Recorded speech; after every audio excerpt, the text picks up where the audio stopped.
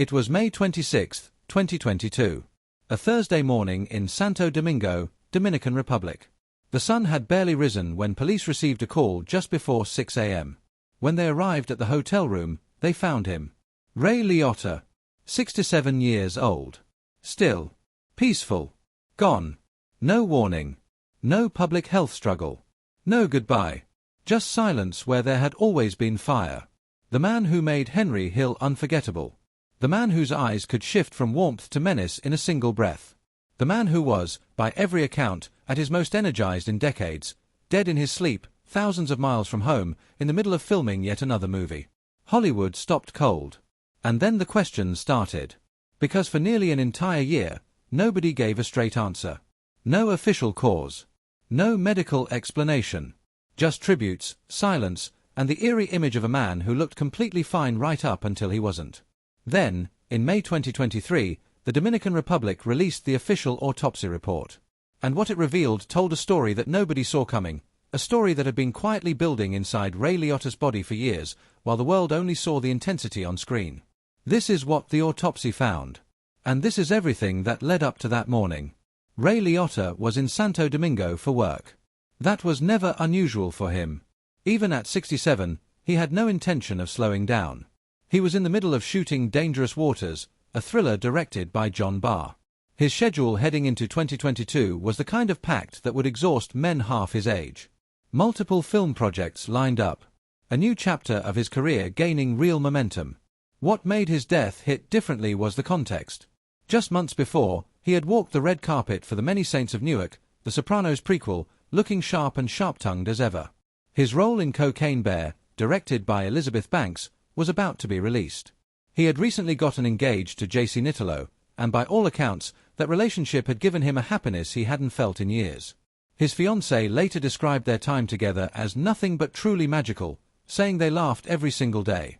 He was, in every visible way, a man moving forward.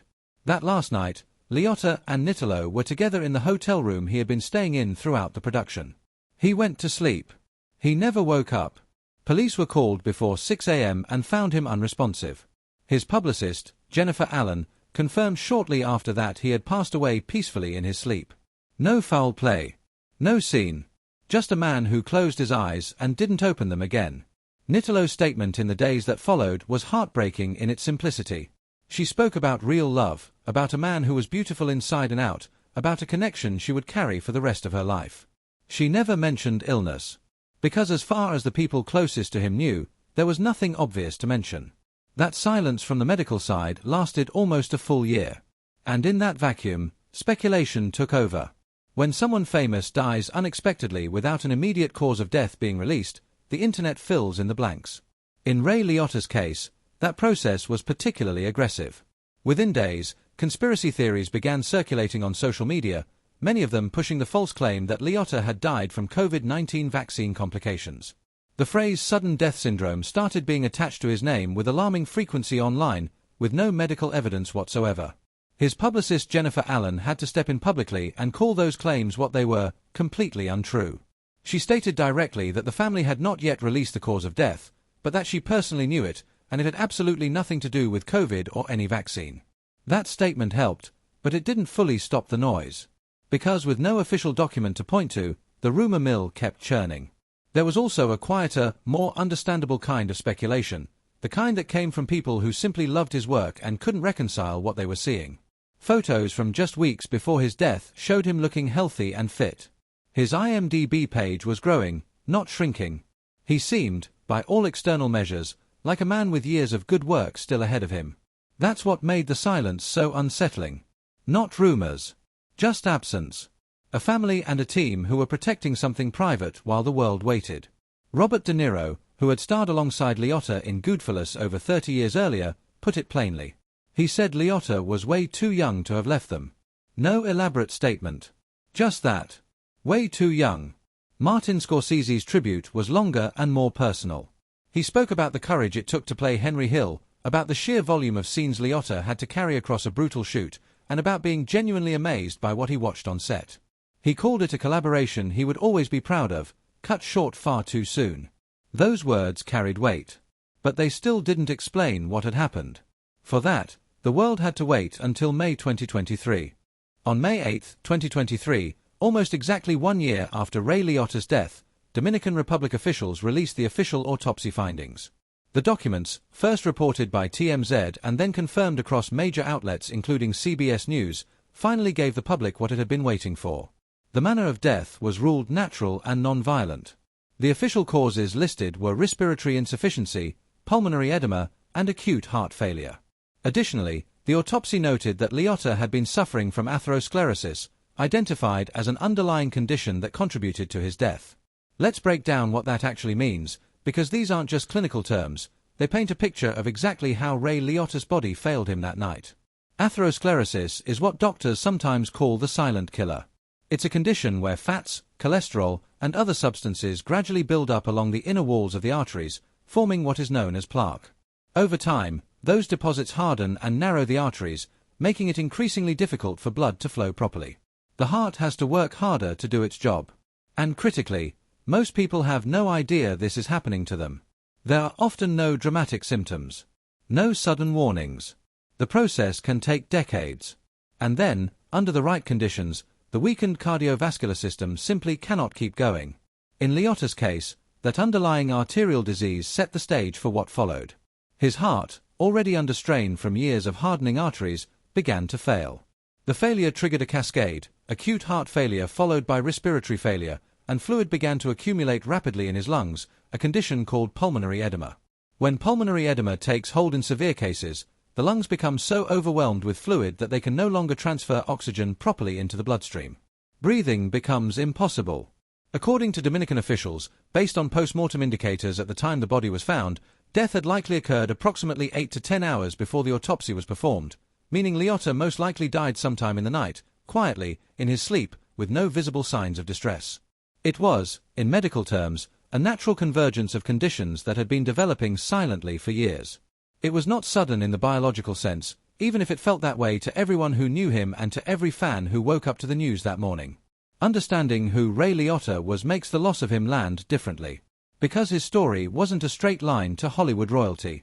It was messier than that, more complicated, and ultimately more interesting. He was born Raymond Allen Liotta on December 18, 1954, in Newark, New Jersey. Within months of his birth, he was placed in an orphanage. At 6 months old, he was adopted by Alfred and Mary Liotta, a working-class couple of Italian and Scottish descent, his father an auto parts store owner and local Democratic Party figure, his mother a township clerk. His younger sister Linda was also adopted, which helped normalize the experience inside the household, but the questions never fully disappeared. Liotta later said he used to wear his adoption on his sleeve, particularly the anger toward biological parents he had never known.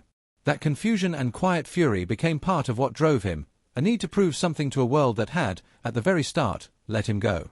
Eventually, later in life, he tracked down his biological mother. When they met, the anger softened.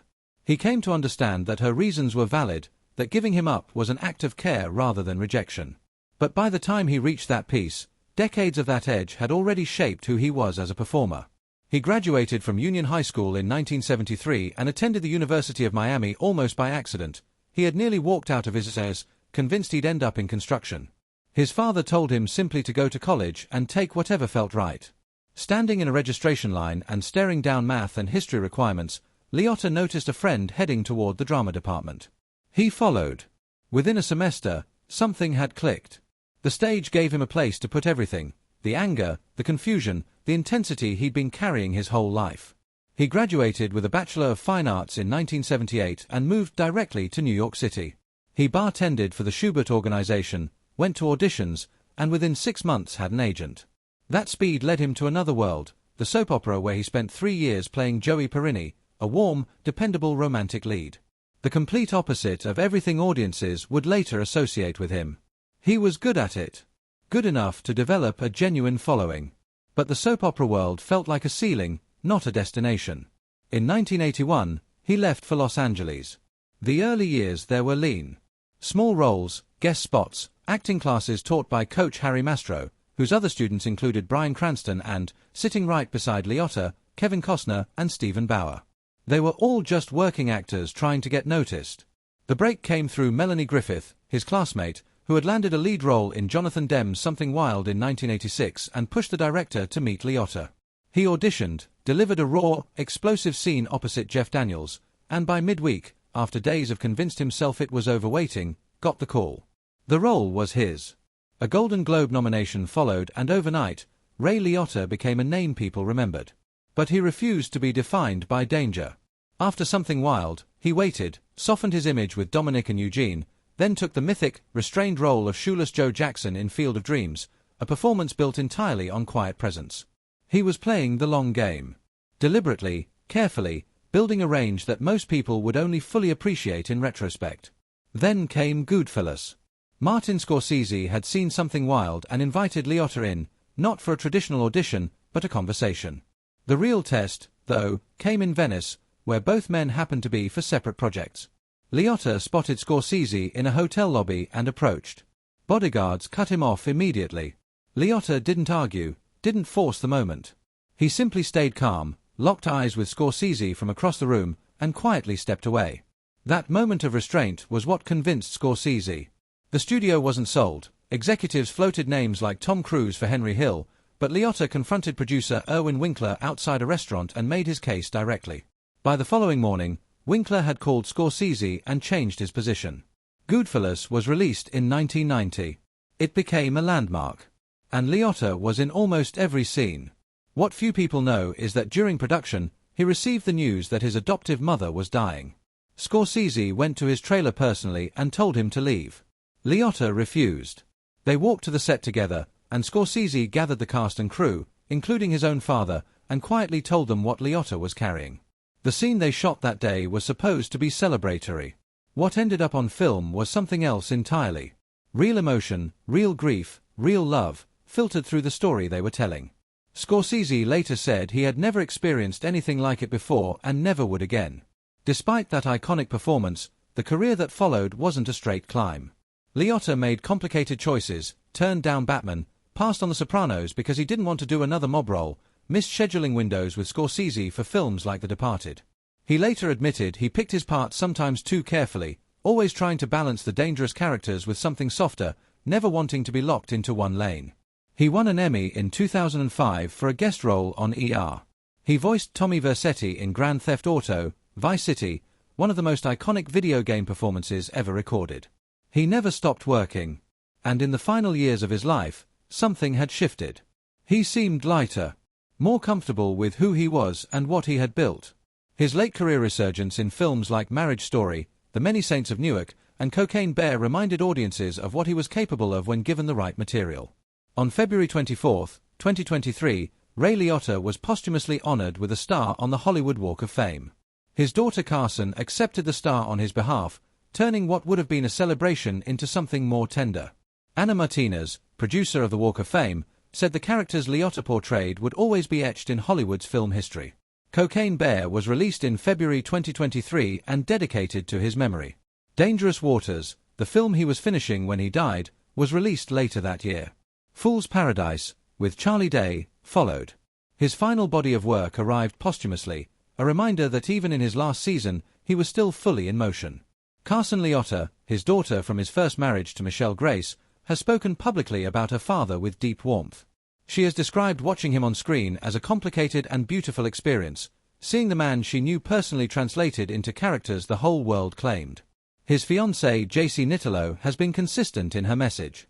She spoke of a man who was gentle, joyful, and present. Someone whose public image as intense and dangerous had very little to do with the person she woke up next to every morning. That gap between image and reality may be Ray Liotta's most enduring legacy. He spent his career making danger look effortless. And behind it was a man who had been abandoned, adopted, shaped by quiet hurt, driven by something he could never fully name, and ultimately softened by the time life gave him room to breathe. The autopsy answered the question everyone had been asking. Atherosclerosis. Pulmonary edema. Acute heart failure. A silent process that had been running in the background for years, invisible to everyone including, most likely, Liotta himself. Natural causes. Non-violent. In his sleep, next to someone he loved. There is no scandal in that. There is only the particular grief of losing someone before the world was ready, before he was ready, before the next chapter had a chance to fully begin. Ray Liotta was 67 years old. He had been acting professionally for over 40 years. He had delivered some of the most kinetic, memorable performances in the history of American cinema. And in his final years, he had finally found a kind of peace that his earlier self might not have believed was possible. What the autopsy couldn't measure, what no document ever could, was what it felt like to watch him work. The way he made you believe every single word. The way danger looked when it wore his face. That part doesn't go in a report. That part just stays.